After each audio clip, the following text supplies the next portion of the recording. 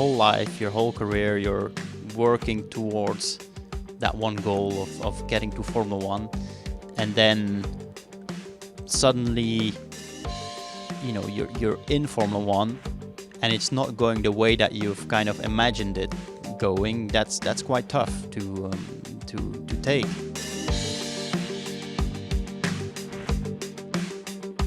Welcome everybody to this week's F1 Beyond the Grid. I am delighted to say that we're joined by Stoffel Vandoorne. Stoff, it is great to have you on the show. How are you? I'm very well, and thanks for having me on the show. Now, let's start by talking shop. Let's talk Aston Martin first of all. What's the mood in the camp in 2024? I would say the mood is good. Obviously, last season in 2023, there was a pretty good year for the team. Huge progress made, and achieving quite a lot of podiums during that year, which was maybe a little bit unexpected. Fernando joining the team as well, so it was obviously kind of the start of a new project, let's say, and it paid off very well with a lot of new people joining the team. So I would say 2024 is kind of a continuation of where we finished in 2023, trying to really build up on that foundation and hopefully fight for more podiums and try and get a first win. Although this year we've seen in the first couple of races that the grid is very compact, and 1 or 2 tenths can just make a huge difference. You're test and reserve driver for the team, so you're spending a lot of time in the sim. So 2 questions. First of all, what is this car like to drive on the sim? And can you tell us a little bit about your technology campus back in Silverstone, and what is the sim like to drive? Yeah, the sim is obviously a very important part of development these days, because testing is just becoming so limited, and it doesn't really give the teams a lot of track time. But the car obviously feels better than last year. Everything about it, there's more downforce, it's better on the brakes, better in the corners. But so is everyone else. Everyone else is improving as well, and it's kind of this continuous development that you need to keep a track of. And I feel the car that we have this year, what is a little bit different compared to last season is the platform, or the base car, gives us much more flexibility, I think, to develop it through the season. So hopefully, over the course of the season, we'll kind of bring some updates to the car, and we'll be able to see maybe bigger steps than what we've seen last year, where we had we brought a couple of updates and they didn't really work. So hopefully this year that's gonna be kind of the game changer, let's say, where we bring updates to the car and we can clearly see a step in performance. So obviously back at base, a lot of things have changed with the new campus, buildings going up. It's really something that the team needed, because the team has just grown so much over the last couple of years. I think we started with about 300 people. We're now more than 700 people. So we've outgrown the building a little bit, but with the new campus, it really puts everyone under the same roof. Everyone is much closer together within their own department. It enables everyone to have kind of a normal discussion, to talk to each other, to be closer to each other, and I think in the long term it will be a huge benefit for the team. How important is that? The talking aspect, because I think a lot of people watching this, listening to this, will think, well, Formula One is a technology sport. Why do we need to chat? I think it's very important. I mean, obviously, a lot of things in Formula One, they get decided through data and through computers and stuff like that. But there is, with all these regulations in Formula One, I think there is still this kind of key element where you want the brains to just talk over a coffee and sit together, not necessarily talking about motorsport, but that's how ideas get thrown up and come up, let's say, and I think that's very important in any business. The coffee machine. It's the coffee machine. It's the coffee machine effect, where people just. I think they, when that happens, you feel in a much more relaxed environment. You bring things up, and then suddenly you have something clicking in your head that might be beneficial for the car as well. So I think those moments are very important for the team. And in your own role for the team, you did drive the 23 car at Spa-Francorchamps last summer. I think it was wet, unfortunately, wasn't it? Yeah. But how important was it for you to get behind the wheel, just in terms of the feedback you're giving Fernando and Lance? For myself, very important, but equally for the team, because I do spend a lot of time in the simulator. And I had the test in August, and of course I was a little bit unlucky with the weather to drive the car in the wet. But all those first races of the year that I was attending, I'm listening to Lance and Fernando's comments, but I have nothing to really compare that to, because I haven't driven the car myself. So to get those laps in Spa was just very valuable, to then go back to the simulator and kind of correlate the real car with the virtual world. So, testing is so limited these days, which is unfortunate for test and reserve drivers, because we don't have a lot of opportunities to drive the car. But every little lap or mileage that you get in those cars, they're very valuable to us, but also for the team, because it enables us to correlate things much better. God, do you remember 20 years ago when we had Friday test drivers in Formula One, and FP1 became this massive competition between the likes of Alex Wurz and Anthony Davidson and Alan McNish? We need that back, don't we? Yeah, people like you do. But when you were in that 23 car at Spa, how difficult was it for you to find the limit? Because it had been a few years since you'd last driven an F1 car. Yeah, it had been a few years, but I've still been active next to my Formula One test and reserve driver role. So still racing in Formula E, racing in endurance racing, and I think that helps me a lot to stay sharp and to still drive racing cars, to kind of have that feeling for it. But a Formula One car is different. It's the most powerful cars. It's the cars that have the most downforce, the most grip. So it takes a little bit of time in the beginning to get used to that, but it's still a racing car. It's got a steering wheel, it's got 4 tires on it, and ultimately that feeling came back pretty quickly. Although it was wet, and you need to take a little bit of margin in the beginning. I felt at home pretty quickly. And how had the power units, for example, come on since 2018? To be fair, that felt very similar. It's not something that I was shocked about, that changed the most. I think it's more what changed with the car since 2018 is the weight of the cars. So you can feel in like lower speed corners, they're a little bit heavy. They're a bit more cumbersome. How does that actually translate through to you, the driver, the extra weight? You just feel the car is a little bit more lazy in those low speed corners, because that's where you feel the weight the most. I would say in high speed corners they're pretty similar. There's tons of downforce on these cars. They go super fast in the high speed corners, and that's probably still the most impressive thing about this generation of cars, is how fast they can go through high speed corners. But low speed is kind of where the weight has a big impact. So were you flat through Eau Rouge in the wet? On intermediate tires, at some point, yes. Yeah. I mean, the track conditions were varying so much through the day. So at some points you could, and some points you couldn't. But I was. And how different are these ground effect cars to drive compared to the ones that you drove from 2016 to 2018? I would say 17, 18 were very fast cars also, and they were, in terms of actual feeling, they were not too dissimilar. Okay. I think the overall, like the lap times that we're doing a lap is actually pretty close. If anything, maybe this generation of cars is maybe even a touch slower than what the cars were back then. One thing I noticed was the purposing a little bit more, and we've heard a lot of drivers complaining about that, obviously over the last 2 years with the ground effect cars, and that's something you could feel a little bit more. You're being shaken a little bit more in the car than we may be used to in 2017 or 18. And were you having to keep off some of the curbs that you might have used back in the day? Not necessarily, no. Just in the way that we run the cars now, with them being very low and... Not necessarily, and I think it's probably quite track specific as well.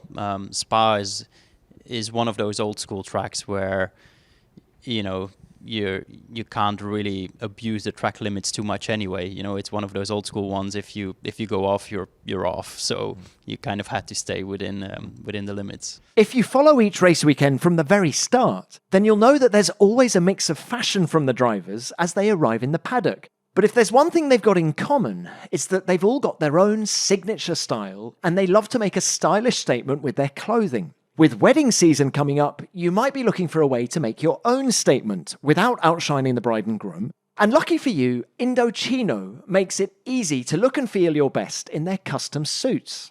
Get bespoke clothing without the luxury price tag, with suits starting at $499 and fitted shirts at just $89. If you're lucky enough to have an Indochino showroom near you, then you can book an appointment and let a style guide walk you through every step. Or, like me, you can easily get online and get a tailored fit at home. I set up my personalized measurement profile online for one of Indochino's Haley cotton stretch shirts. It was so simple to place an order. It walks you through every measurement you need, which only takes about 10 minutes in total. And when it comes to customization, they've thought about everything from the length to the buttons, the collar, and the pockets.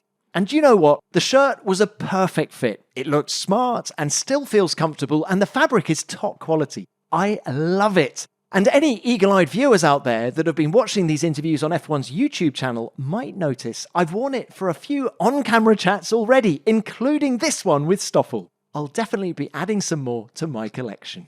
So look your best this wedding season at the table or on the dance floor when you wear Indochino. Go to Indochino.com today and use GRID to get 10% off any purchase of $399 or more. That's Indochino, INDOCHINO.com, promo code GRID. Now let's talk about your Formula One career, Stoff. And there are many people in this Formula One paddock, myself included, who think you should still be racing in Formula One, not test and reserve driver.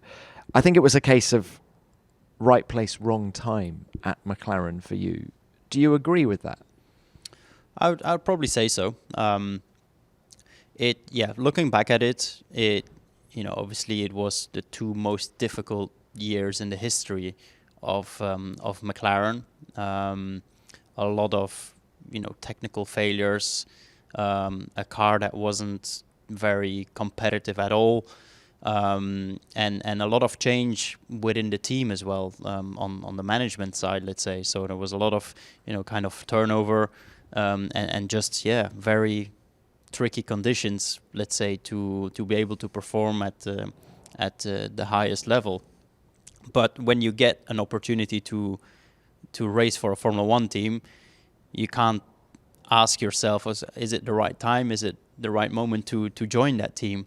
And at the time, I felt like it was the perfect timing because, McLaren and Honda had been working together for a couple of years. Yes, they struggled for the first couple of years, but you could maybe feel, well, we're on the right track. We're getting there. I might be actually joining at the time where the team is performing well. And unfortunately, it didn't turn out to be that way. You had the double whammy as well of an uncompetitive car, but also Fernando Alonso in the sister car. Fernando having this amazing knack of being able to drag a lap time out of a difficult car. Did you feel very alone in those 2 years? Alone, it's maybe not the right word. I think what I was struggling a little bit with in the beginning was I had been through the junior career and the junior series and managed to kind of always fight for victories and fight for championships in those years, to then suddenly arrive in Formula One where you're not fighting for anything almost, and where you kind of know going into the weekend that maybe the maximum result possible is 13th, 14th. And that was a little bit difficult to get in the right mindset to still deliver 100% and to push 100% for those results. Like, it's a complete different motivation than, when you're fighting for a victory or for a championship, than to go to a race weekend knowing that 12th or 13th is maybe the maximum you can do. So I think in the beginning I was trying to figure that out, how to motivate myself in the right way to still deliver 100%. With the experience that you have now, what would you do differently? I would enjoy my time a lot more. So you didn't enjoy? I mean, because of what you've just said about the lack of competitiveness, or? I think I couldn't, for some reason, I didn't enjoy it the way that I would enjoy it now. And I would definitely enjoy much more being in Formula One right now. I would be a more complete driver as well, because I've got a little bit more experience since then as well. I've raced now in Formula E. I've raced in endurance racing, and I think I'm much more decisive in terms of what I want and what I don't want. Like I just know much better to make my mind up than I did back then. I remember there were a lot of reliability issues, particularly in 2017. But also, I do remember you saying that the rear end of those cars, particularly was it the 18 car, was very loose. With the experience you've just talked about, would you set up the car differently now? I would probably just accept it more. I think at the time I was trying to find solutions to something that couldn't be solved, and I think right now I would probably accept that more and just deal with certain things a little bit better than I dealt with back in the day. Yeah, and you've just been talking about your success in the junior formulas. I mean, like GP2 was immense what you achieved in 2015 in particular, and it strikes me that you are an incredibly instinctive driver, one of those people that can just get in anything and be quick immediately. Yeah. Is that how it feels? So if those cars, those McLarens, if you walked into a competitive McLaren, I absolutely believe that you would have been as quick as Fernando Alonso. I believe so, and I certainly think over one lap. Yeah, I believe so, and I think it's still one of my my strengths. I would say is that whatever car I kind of jump into, I usually don't need a lot of time to get used to them and to be competitive. Then there's a whole thing about being at 100% with them, but I think I can get to 99% very quickly. And then that last little percentage to get is always a little bit more complicated, like it is with anything. But I do believe if the car back then would have been a bit more competitive, and you suddenly start fighting for top fives and maybe a podium every now and then I think the perception of everyone just changes so much. I mean, your debut, Bahrain 2016. Just proves everything that we've been talking about, really. Can we talk about it? Definitely. Because we can. God, I mean, what was it? You out-qualified Jenson Button. You finished in the points. I remember there being just incredible positivity around you after that race. But how much warning did you get? It was race 2. Yeah. When did you know that you were going to be driving that car? Well, I was actually... So it was 2016, and I was doing kind of a year in Japan, racing in Super Formula. So at that time, when I got the call, I was testing in Okayama, so somewhere in the middle of nowhere in Japan. And I remember very well, it was Eric Boulier who was calling me. I think it was on the Thursday.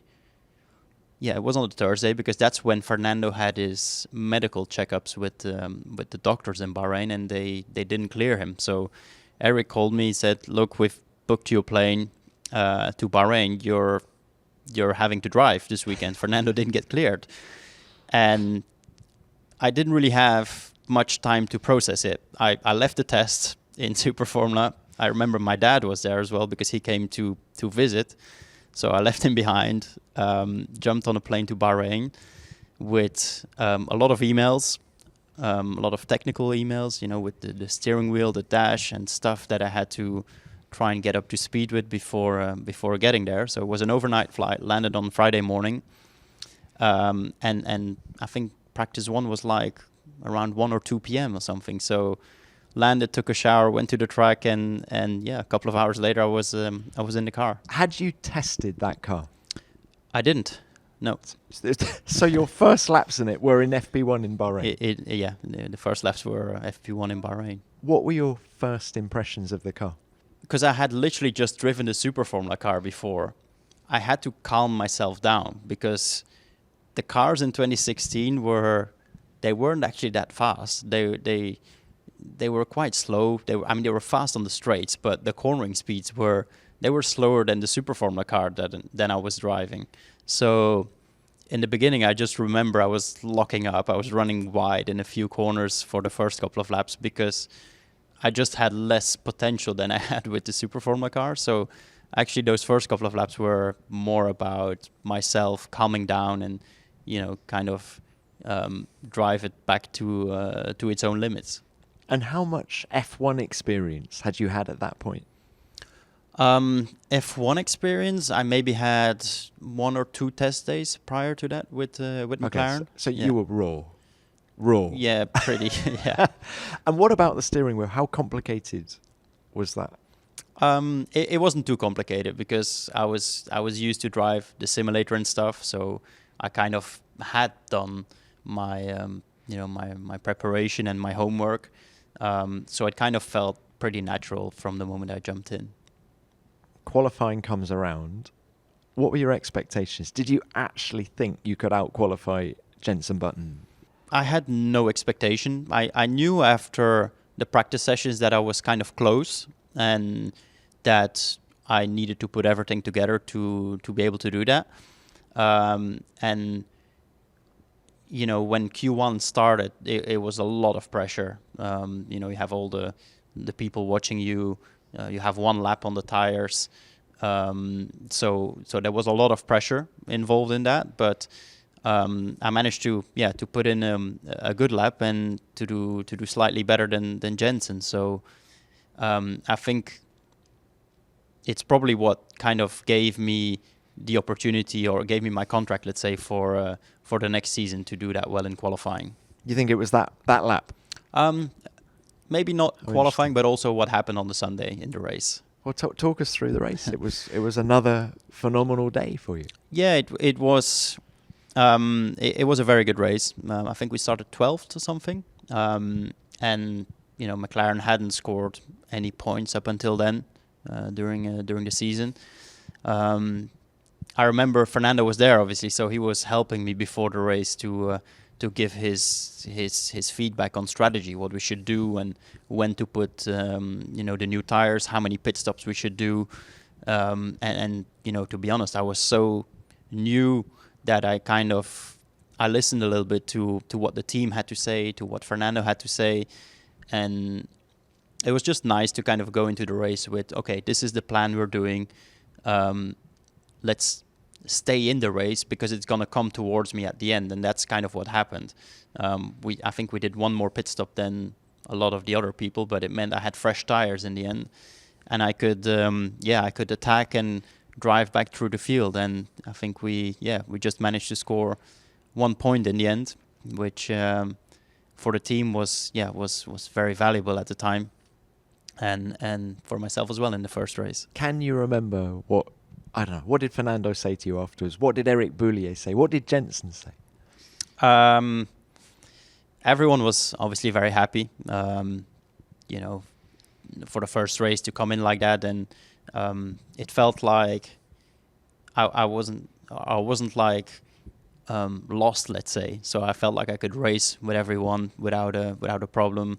I had some good overtaking moves, so I think that was kind of comforting for myself as well to feel like, okay, I'm not lost in here. I kind of fit in all right, and I managed to score a point.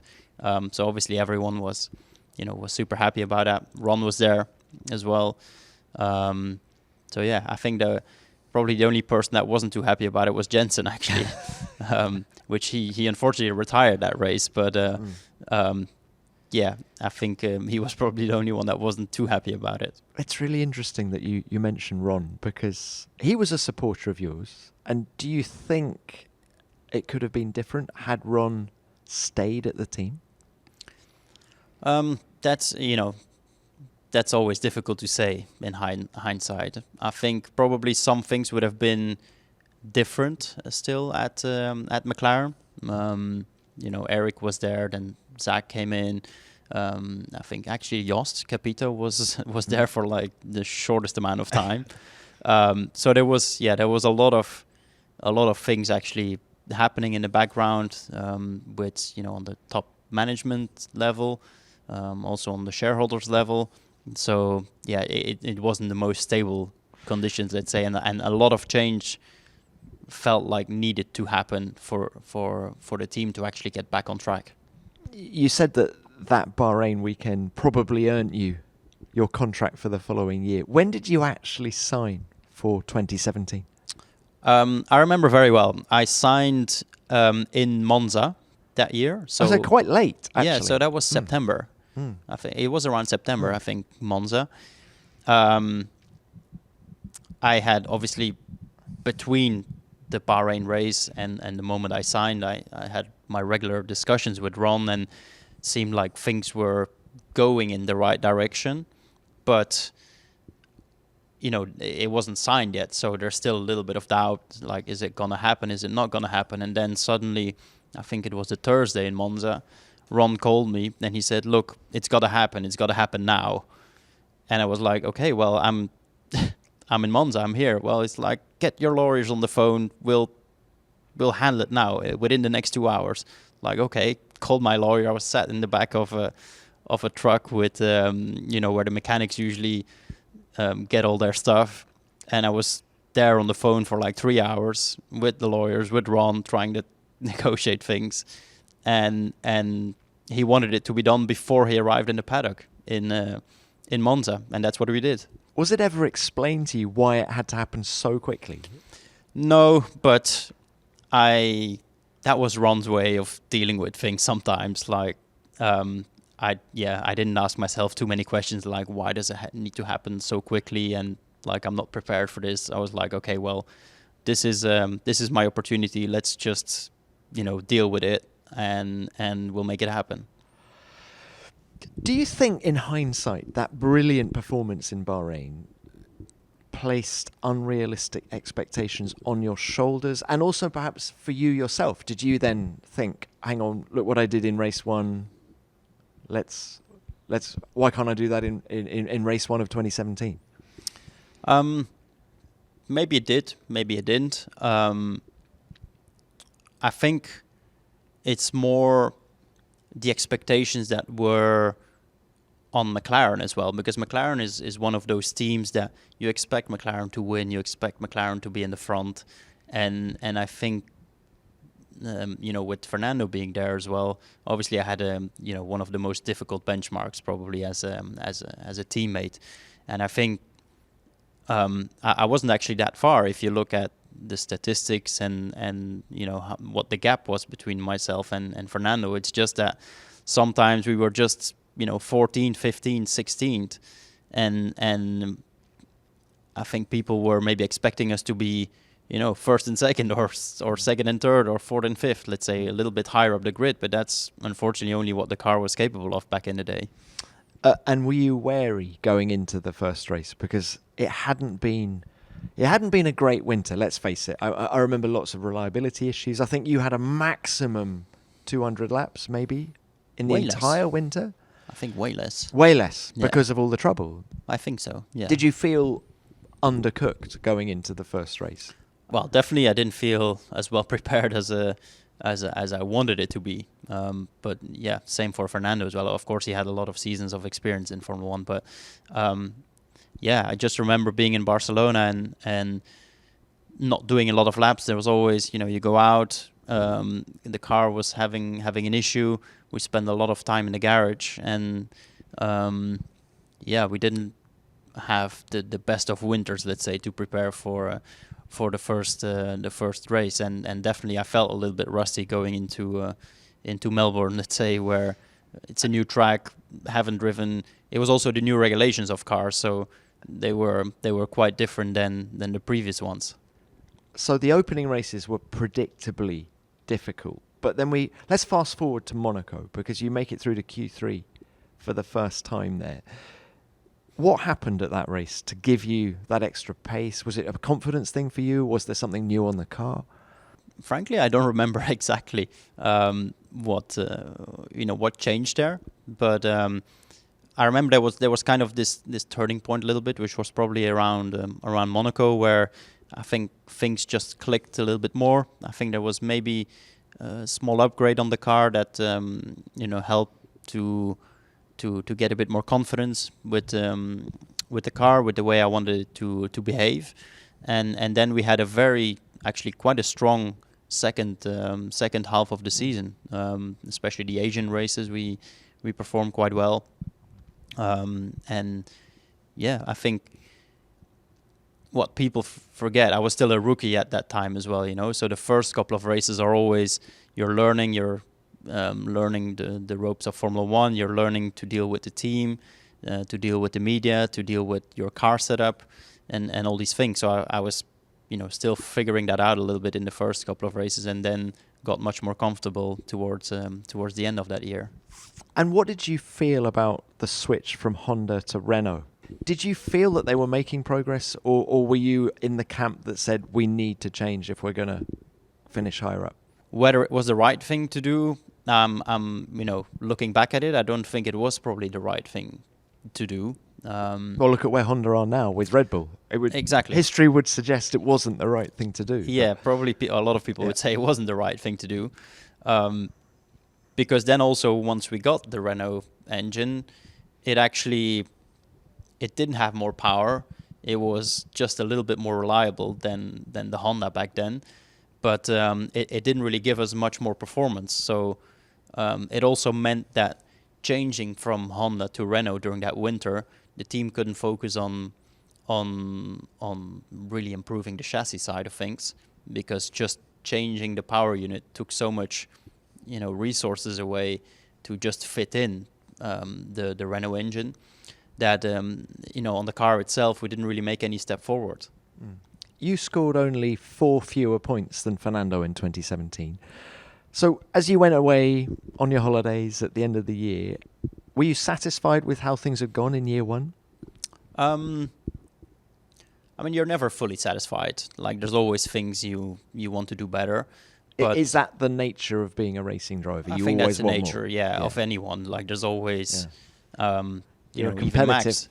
We see Max on the radio. He loves complaining when things don't go right, even though he's winning by 20 seconds. So I think it's just the nature of an athlete, I would say, in general, that you always look to improve. But I think, having had a good second half of the season, then I felt more comfortable, let's say, going into a new season where, you've had time to look back at the previous year. You've had a bit of time together with your engineers to switch off, to not think about racing, to then come back in a much better position. And did you get distracted by all the noise that was surrounding McLaren at the time? They finished ninth in the World Championship that year, behind Haas, behind Toro Rosso. So there was the negativity of that. There was the management changes that we touched on a little bit earlier. Was it difficult for you to just stay focused on your job? It was not easy, because you could feel the tension in the team on every level. Like, okay, yes, the management was changing a lot, and there was things going on, but even on an engineering side, you could feel the tensions were there, because at some point everyone was afraid to lose their job, to speak up, to say what's going on. So you could definitely feel that tensions within the team. If you're looking for a way to scale your business so you can hear more of this, then you need Shopify in your corner. Shopify is the global commerce platform that helps you sell at every stage of your business. Whether you're just launching your online shop, opening your first bricks and mortar store, or celebrating hitting 1 million orders, Shopify is there to help you grow and reach your goals. In fact, Shopify powers 10% of all e-commerce in the US, and it's the global force behind Allbirds, Brooklinen, and millions of other entrepreneurs of every size across 175 countries. It doesn't matter if you're selling personalized homemade skincare or custom clothing. Shopify helps you sell everywhere. With their all-in-one e-commerce platform and in-person POS system, you can reach customers wherever they are.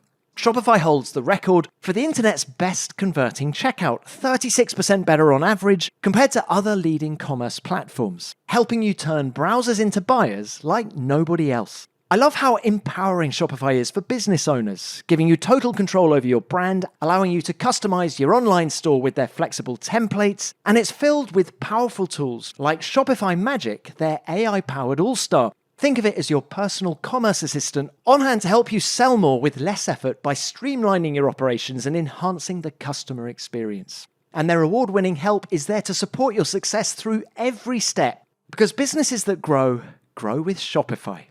Sign up for a $1 per month trial period at shopify.com/beyondthegrid, all lowercase. Go to shopify.com/beyondthegrid now to grow your business no matter what stage you're in. Shopify.com/beyondthegrid. And so we go into 2018. You've got the Renault power unit now pushing you along. What were your goals for that year? You know, the competitor in you wants to make a step.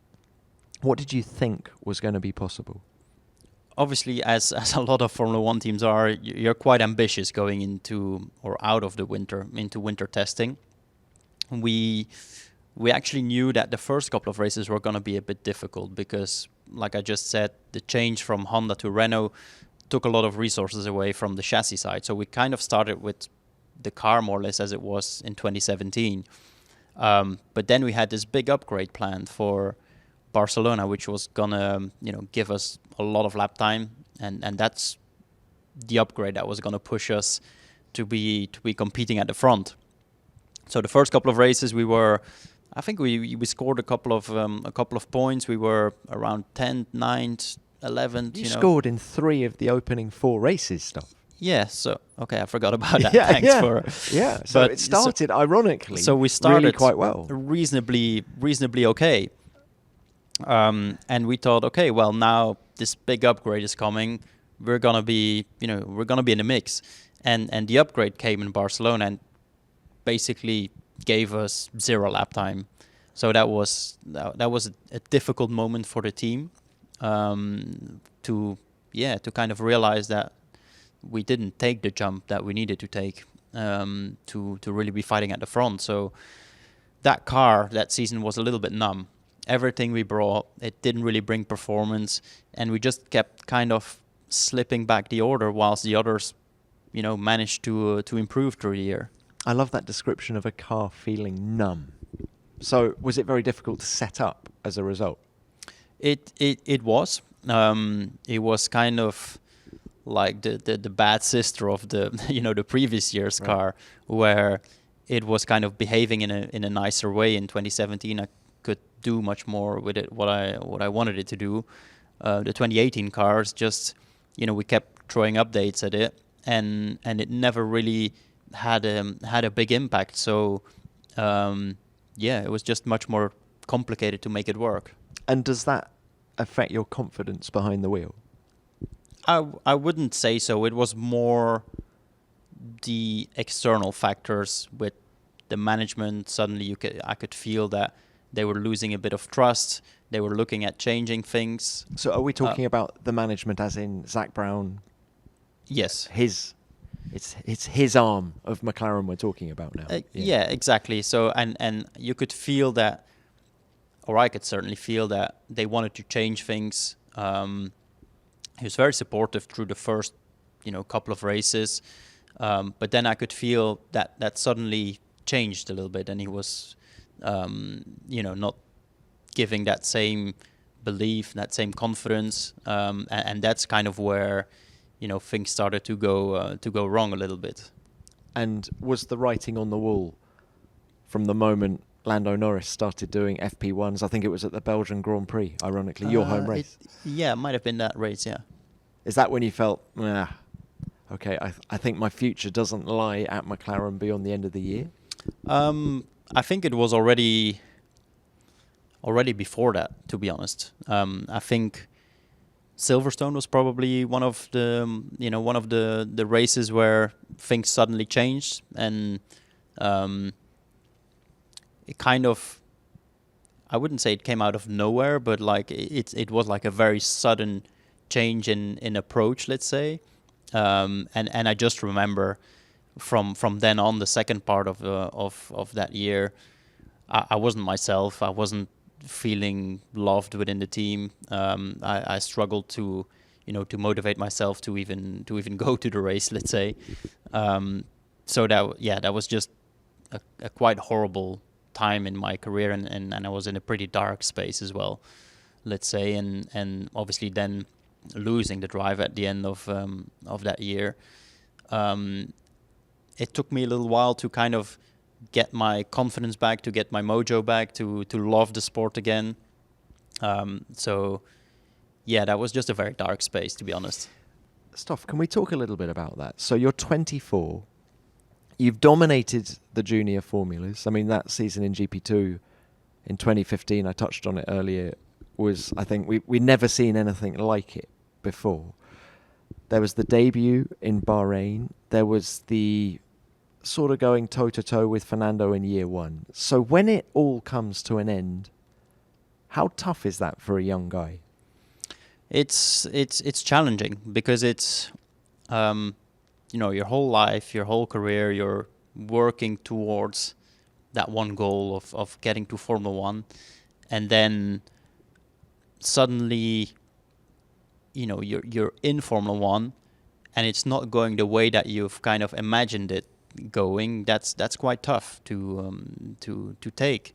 And that's also why I said, like, I wish I enjoyed my time a little bit more, is because you get there, but your brain is so taken over by the whole Formula One world, by the engineering side of things, the media, everything that comes with it, that you actually can't properly enjoy almost. That being there already is a huge achievement. It's something only 20 drivers have the opportunity to be there. So I think I've come to terms with that, and I think I'm in a position now where I'm able to enjoy much more what I'm doing. How hungry were you to get back into Formula One after 2018, or did you actually want to have a break from it?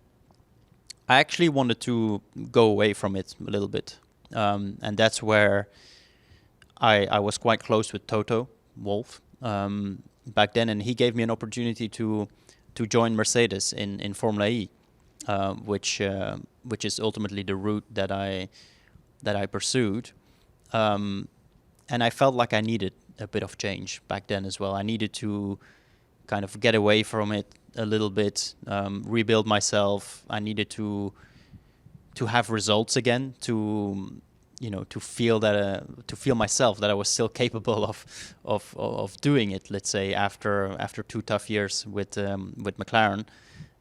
So that's why I decided to go the Formula E route with Mercedes. I was very confident that they were, gonna be a good team there, and I just needed a little bit of a change in my career path. Was there much F1 work while you were at Mercedes?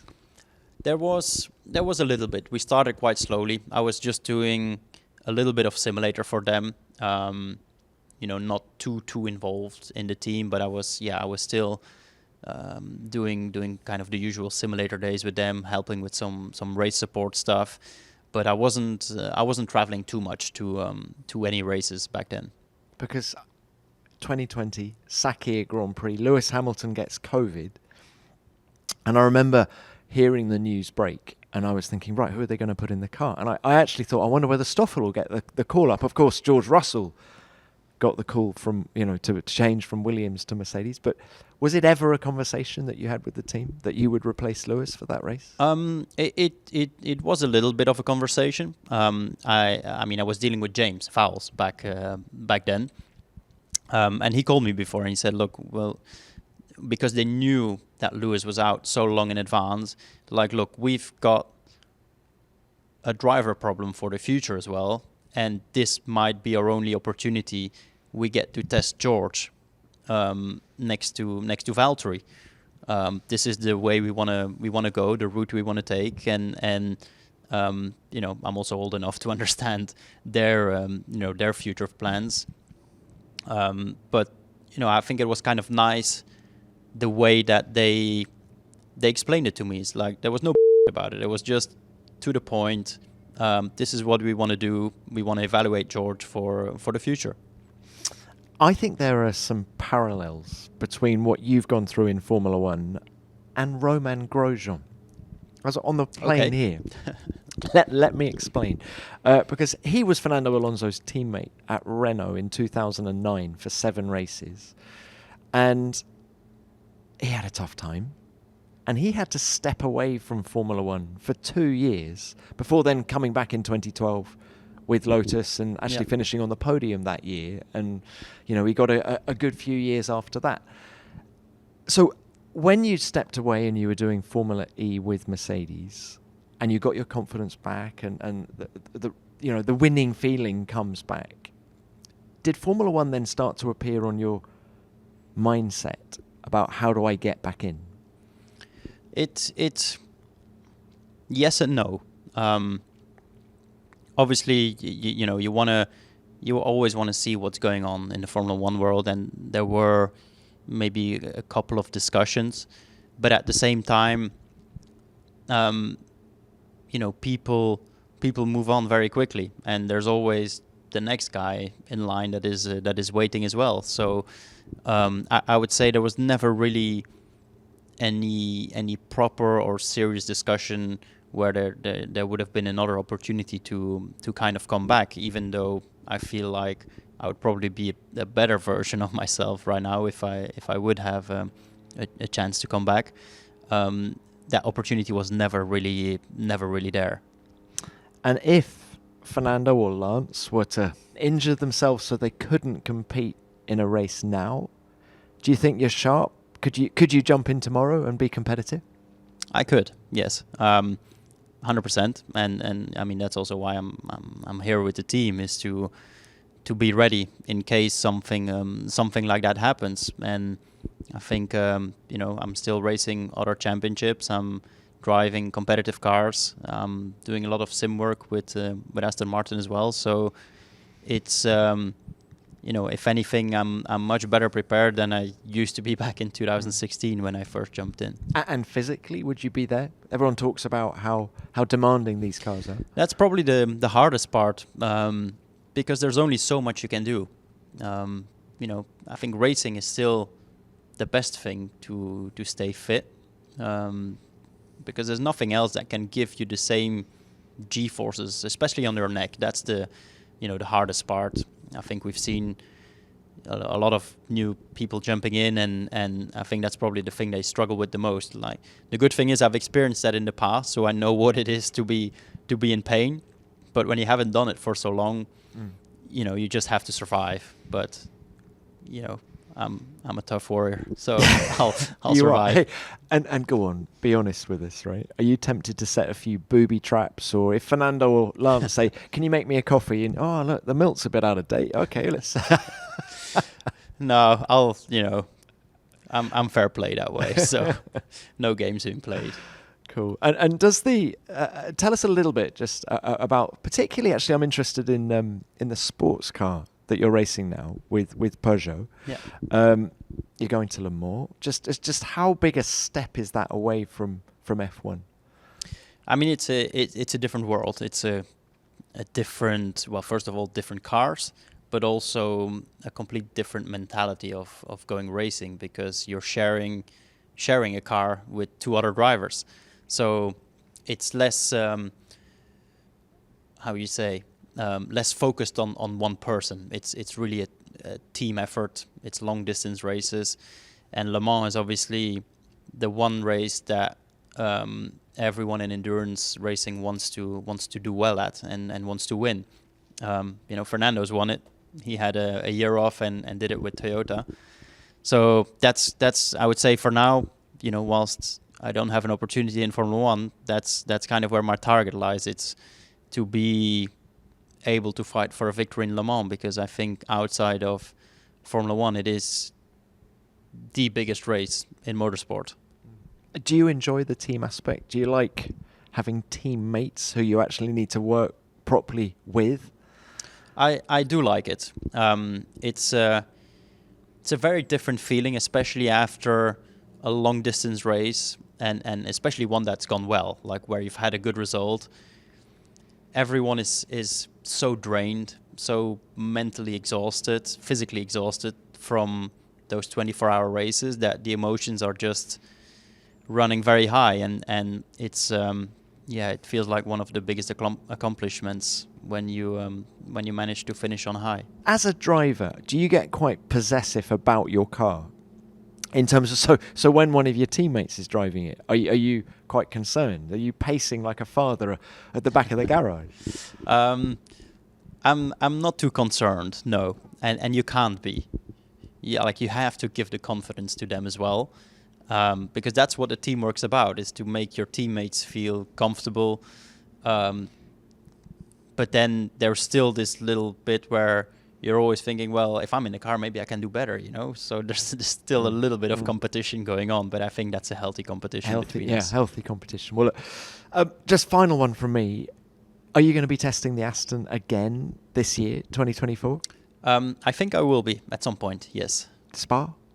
I hope Spa. I mean, you know, for some reason, if it's Spa, that's great. I'm from there. Obviously, it's my home track, and it's my favorite track as well. So if I have the opportunity there, that would be fantastic. Let's hope it's dry. Let's hope you can show the world what you're capable of. And Stoff, as I said, I think you deserve another crack in Formula One. But look, thank you very much for your time. It's been great to talk through it. Thank you. Now, before you go, new for this year, we have some quick fire questions. Good. All right. Are you ready? What else are you good at? Running. Oh, yeah? Apparently. Come on, give me some I can run times. fast. Are we talking sprinting, long distance?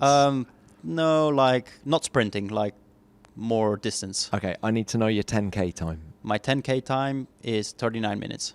Okay, you can run. You're good. Maybe not right now, but yeah, at some point.